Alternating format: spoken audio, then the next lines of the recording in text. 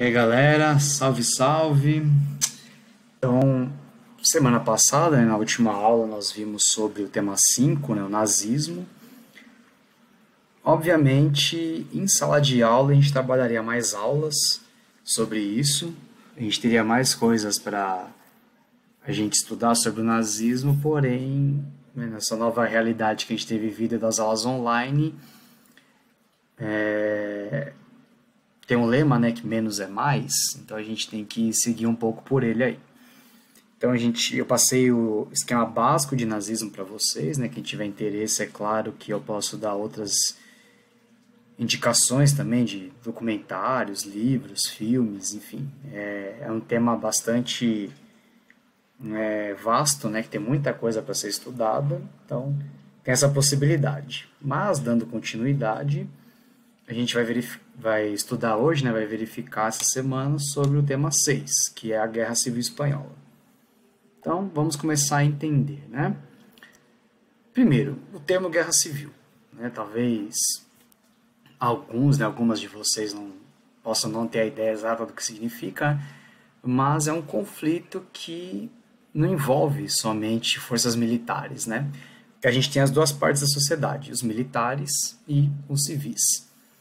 Então, os civis são pessoas que não são treinadas, né, para ações militares, não recebem treinamento de guerra, não recebem treinamento armado para combates, enfim, para ações do dia a dia, como policiais, né, membros das Forças Armadas, enfim. Então há essa diferença, né? Os militares têm esse tipo de treinamento e os civis não. Aconteceu já em sala de aula, por exemplo, de algum aluno, né, alguma aluna perguntar, professor, a polícia civil, então? Por que é a polícia? Já aconteceu. Então, a polícia civil ela é a parte que lida mais com a questão da inteligência, né? A polícia militar ela vai mais para ação ostensiva, como eles chamam, né? Que é a ação nas ruas, e a polícia civil, teoricamente, trabalha mais na parte da inteligência, certo? Tanto que normalmente eles não andam fardados, né, e tudo mais. Então, a gente consegue ver algumas diferenças por aí. Começou como e quando, né, a Guerra Civil lá na Espanha? Até 1931, a Espanha era uma monarquia.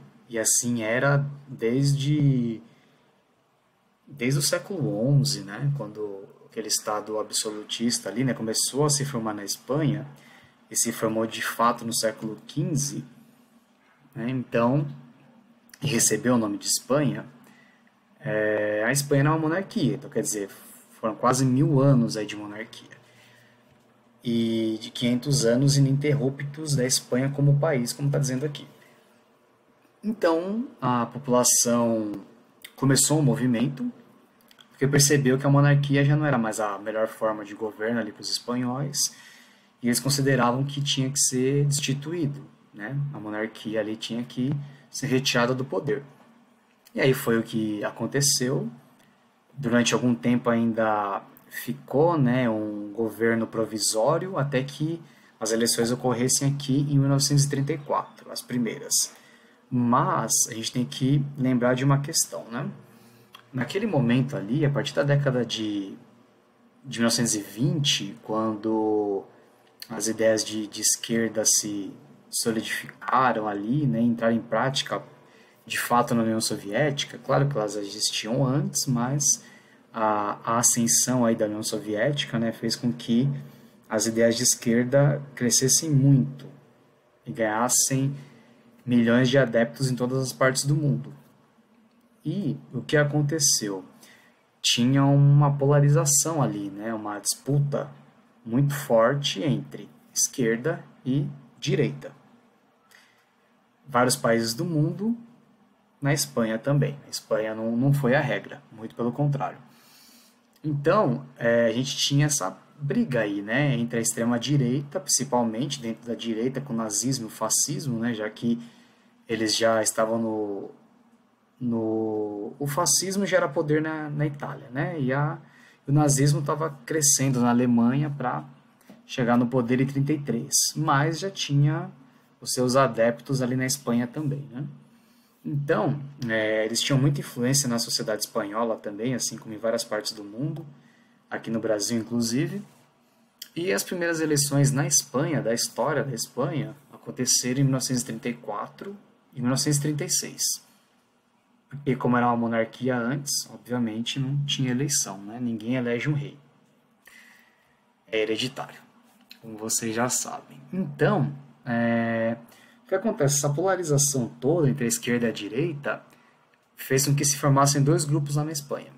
A Frente Popular, que era a galera da esquerda, porque tinham os socialistas, comunistas e os democratas, que eram os mais brandos aí, né, os menos radicais desse grupo da Frente Popular, mas que eles não podiam ficar do lado do franquismo, já que o franquismo eram os caras adeptos, né, a galera que era ligada ao General Franco, que como a gente está vendo aqui embaixo, né, era um grande admirador e apoiador, né, ele era amigo pessoal do Hitler, do Mussolini, né? Então ele tinha o desejo de assumir o poder na Espanha e colocar uma ditadura, assim como era na Itália e na Alemanha também.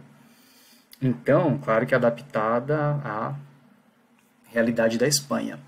Então, quem era democrata, mesmo que eventualmente não fosse de esquerda, acabou indo para o lado da Frente Popular, porque sabia que o franquismo não era uma possibilidade de democracia, muito pelo contrário. Como vocês já estudaram antes e estudaram comigo no começo do ano, democracia e ditadura não tem química uma com a outra, né? É um relacionamento impossível. Então esses democratas acabavam indo para a Frente Popular, para o grupo de esquerda. Certo. Então, em 1934, o Franco ele começou a perceber o quê? Que a Frente Popular estava com um crescimento muito forte, muito rápido. Então, o que ele pensou? Nas urnas, até porque ele não acreditava nas urnas, a gente vai ver já, né, as ideias dele, né? A gente já começou a ver, mas vai ver uma frase que ele próprio disse, né, proferiu num determinado momento.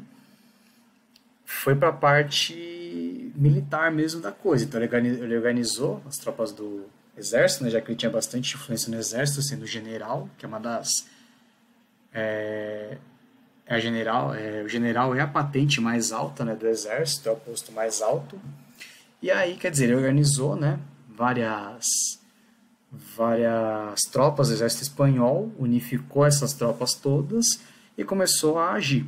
Então, com atos, né, militares em várias regiões da Espanha, principalmente nas regiões em que a Frente Popular era mais popular, tinha mais adeptos, onde com certeza tinha mais votos, e aí começou a fazer ações, né, como por exemplo espancamentos. Era uma guarda armada do Franco, vamos dizer assim, né? Então amedrontar as pessoas, justamente para tentar fazer com que elas tivessem medo de apoiar e de votar na Frente Popular. E aí para tentar fazer com que a Frente Popular perdesse popularidade e perdesse votos também. Perdesse esses adeptos e os simpatizantes. Não deu certo. Pelo contrário, né? A Frente Popular cresceu ainda mais. E aí nas eleições de 1936, a Frente Popular venceu. E o presidente eleito, que até então em 1934, foram eleições menores, para prefeito, no caso, para deputados, enfim. E aí as eleições de 1936 foi para eleger o governo do país mesmo. E a Frente Popular venceu. E aí as forças de direita, aí, né, de extrema direita também, os fascistas, comandados pelo Franco, começaram a agir de maneira mais ostensiva mesmo, mais decisiva, e começaram uma guerra para tirar a Frente Popular do poder à força. E aí, conforme a gente tinha essa polarização da esquerda e da direita, o que aconteceu? O conflito, consequentemente, como era de se esperar, ele acabou não ficando só dentro da Espanha. Então, outros países do mundo se envolveram no conflito também, enviando ajuda, né, às vezes em alimento, em mantimento, no caso. Pessoas se alistavam de maneira por própria vontade, né? No caso, eram voluntários, né?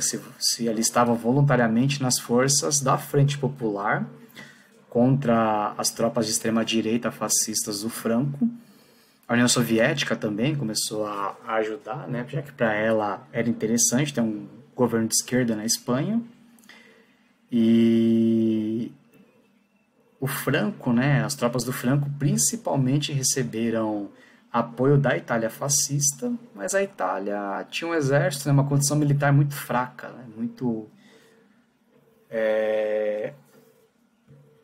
sem grande poder militar. Só que a Alemanha nazista não, né? A Alemanha nazista já tinha um desenvolvimento militar, né, muito forte, armamentismo também, né, muito crescente ali. E aí também tinha um interesse, né? Assim como a União Soviética tinha interesse que a Frente Popular continuasse no governo por ser de esquerda, a Itália e a Alemanha, né, de extrema direita tinham interesse que o Franco, que era um aliado deles, entrasse no poder e tirasse a esquerda do poder. Só que assim, a ajuda que a União Soviética mandou foi uma ajuda importante, porém não era nem um pouco comparável com a ajuda que a Alemanha nazista mandou. Foi muito maior. Então, por exemplo, a Alemanha nazista enviou a Luftwaffe, que era a Força Aérea Alemã, e realizou diversos e intensos bombardeios em várias cidades da Espanha que eram dominadas pela Frente Popular. E assim, os estragos foram enormes, né? Tanto que nós historiadores, a gente costuma estudar essa parte, que claro que para a Alemanha nazista era interessante que o Franco, né, na falange espanhola tradicionalista, como era chamado as forças franquistas, chegasse ao poder, mas assim, a Espanha não era um país extremamente importante para a Alemanha. Porque como a gente viu no nazismo, né, no tema anterior, os nazistas começaram a invadir várias regiões. Então, na verdade, a Guerra Civil Espanhola para a Alemanha nazista e para o Hitler servia como um treino, como um ensaio para guerras maiores, né, enfim, que o Hitler sabia que ele enfrentaria, até no fato a Segunda Guerra Mundial. Porque, obviamente, ele sabia que invadindo os países, né, da Europa, como ele tinha interesse, uma hora uma guerra ia acontecer. Então era um treino militar para as tropas alemães e a Guerra Civil Espanhola foi esse treinamento que as tropas alemães, né, nazistas enfrentaram para as guerras que futuramente viriam. Então foi um grande treino, na verdade era assim que o Hitler e os nazistas viam a Guerra Civil Espanhola. Como diz aqui no segundo tópico, durante o conflito todo, né, de 34 a 39, mas o conflito começou a pegar mesmo de fato em 1936, quando a Frente Popular chegou no poder, né, como a gente viu, que elegeu o presidente de esquerda. A Espanha ficou dividida em várias áreas, umas dominadas pelos franquistas, né, da extrema-direita, e outras pela esquerda, né, os republicanos da Frente Popular. Vamos dar uma olhadinha nesses mapas aí. Então, a gente tem um mapa aqui de 1936, vou dar uma aumentada aqui, quando aumenta distorce um pouco, mas a gente consegue ver o quê? Em azul, em 1936, eram as regiões dominadas pelas tropas de extrema-direita do Franco, pelos fascistas. Então a gente vê que estava bem dividido, mas na verdade os republicanos eles tinham mais territórios dominados. Eles tinham um território maior do que os fascistas, né? Quer dizer, nesse momento a esquerda estava em vantagem em relação à direita.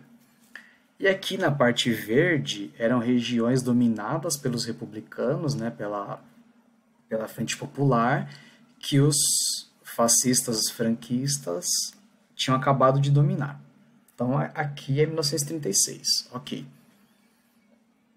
A gente vai para 1939, por exemplo, que é o fim da Guerra Civil, e a gente já vê completamente diferente, é praticamente o fim.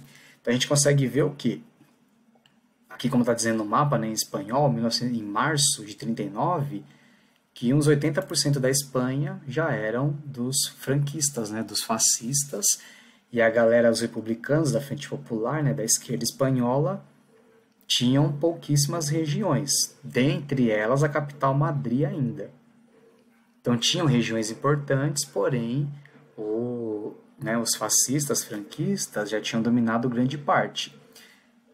E a gente consegue ver o que? Em 36, aqui nesse mapa, os franquistas ainda não tinham recebido a ajuda da Alemanha nazista. Em 39, nesse mapa aqui já.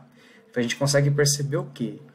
O quão importante foi essa ajuda da Alemanha nazista para as tropas do Franco, para a extrema-direita. Né? Porque enquanto não tinham a ajuda da Alemanha, eles tinham bem menos regiões dominadas do que após essa ajuda vinda da Alemanha, e em menor importância da Itália também.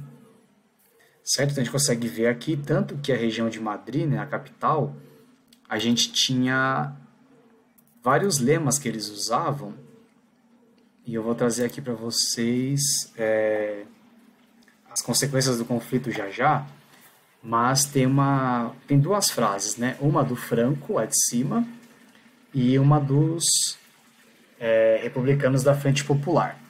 Então, nessa fala do Franco, a gente já consegue ver bem a prática de governo que ele teve, né? Porque ele governou entre 36 e 75, quer dizer, foram 39 anos de governo, né? De uma ditadura cruel, bastante implacável, né? Com todos aqueles que fossem opositores, que fossem contrários à ditadura do Franco. E que ele dizia o quê, né? Nosso regime apoia-se em baionetas e sangue, não em eleições hipócritas. Quer dizer, ele não acreditava nas eleições, tanto que ele não foi candidato em nenhuma eleição e ele tomou poder por um golpe, né, através de uma guerra civil que matou milhares de espanhóis e causou uma destruição imensa, né, no país. E a galera da Frente Popular tinha um lema que era não passarão. E esse não passarão que eles usavam, eles colocavam em vários cartazes, como nesse aqui, por exemplo. Na cidade de Madrid, né, aqui na capital. E diz aqui, né, não passarão, aí tá bem ruinzinho para enxergar, né, mas diz assim, o fascismo quer conquistar Madrid. E aí diz aqui, né, que Madrid será a tumba do fascismo. Então, né, eles tinham essa esperança, né, eles acreditavam que derrotariam o fascismo, né, a galera da Frente Popular, e que a derrota final do fascismo seria na capital Madrid, onde a cova, né, enfim, a tumba do fascismo seria enterrada.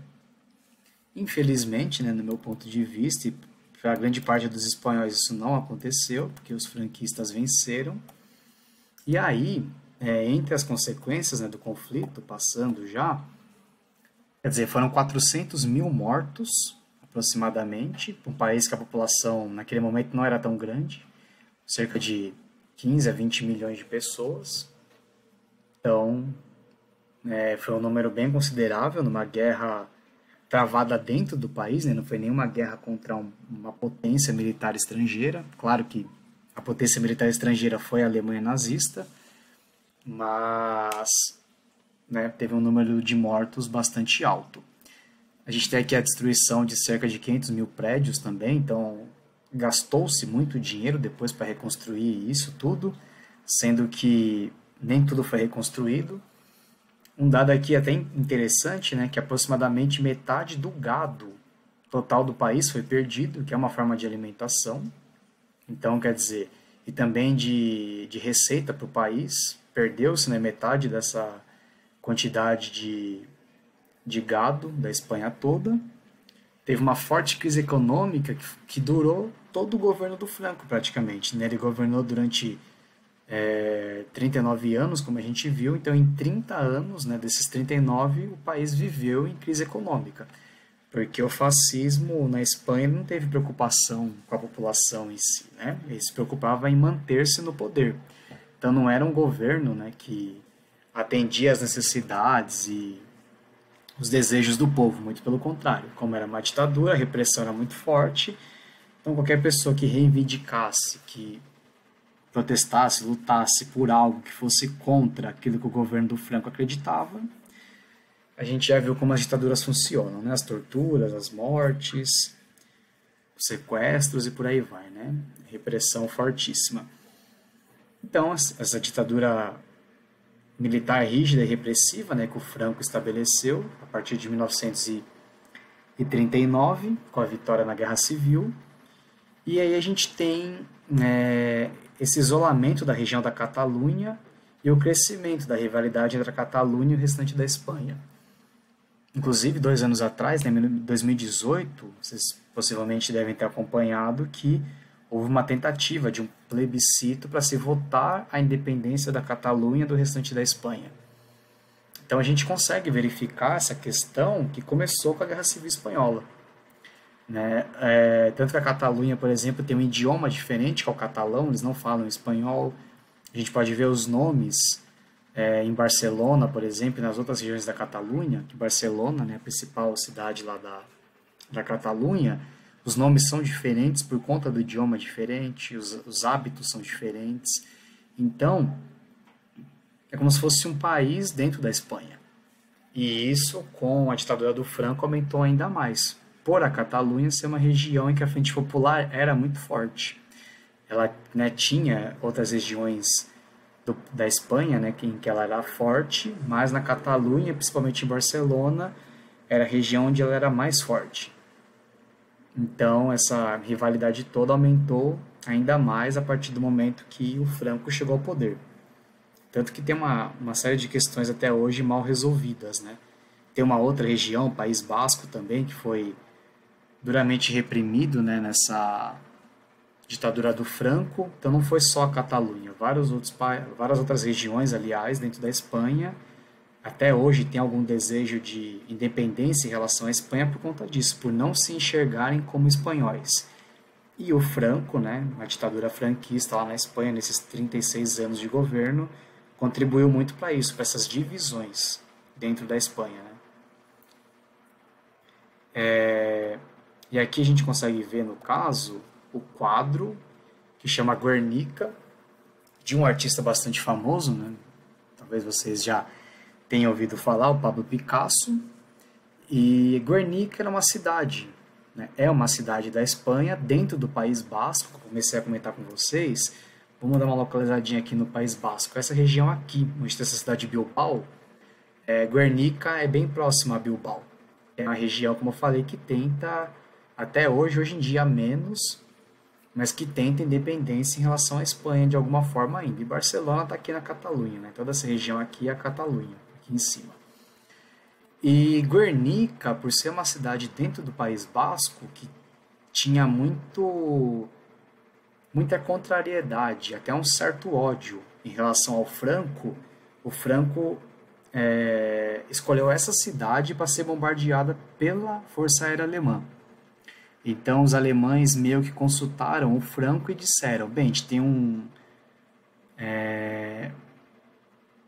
ataque militar já programado para ser feito numa região que a Frente Popular domine e que você, Franco, considere que seja o melhor lugar para atacar. Então, qual local você gostaria que nós fizéssemos esse ataque? Contra, né, os esquerdistas da Frente Popular, contra os republicanos. E aí o Franco determinou Guernica, justamente por isso. Por ser uma cidade pequena, onde o bombardeio causaria uma destruição enorme. E automaticamente ia amedrontar ainda mais a população, porque, né, milhares de pessoas morreriam nesse ataque, muitas construções seriam destruídas, quer dizer, a destruição para a cidade ia ser enorme e causaria um marco negativo muito grande. Então, possivelmente, se o ataque fosse na capital, por exemplo, em Madrid, o número de mortos, dependendo da região que fosse feita, a destruição seria menores, por ser uma cidade maior. Então, numa cidade menor, e por ser numa região que sempre foi problemática para a Espanha, e que tinha uma contrariedade maior em relação ao Franco, foi a escolhida. Esse bombardeio aconteceu, e aí o Pablo Picasso ele procurou, né, representar nesse quadro as atrocidades, né, a destruição, toda a desumanidade que houve nesse bombardeio. Então aqui a gente vê, né, corpos sem cabeça, corpos tortos, então pernas separadas, né, dos corpos. Aqui a gente vê, no caso, um boi, né, com um olho aqui na frente, um olho mais para a lateral, né, totalmente desfigurado, que ele quis representar, né, justamente. Aqui espadas quebradas, né?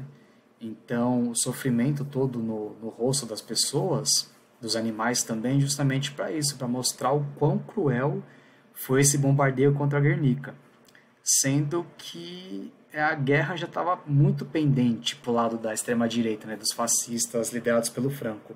Então não haveria necessidade desse bombardeio. Porém, ele foi feito justamente para demonstração de poder do Franco e principalmente da Alemanha nazista, que a Alemanha também já deixava um recado para os outros países do mundo, né, que a força militar e aérea dos alemães era muito grande.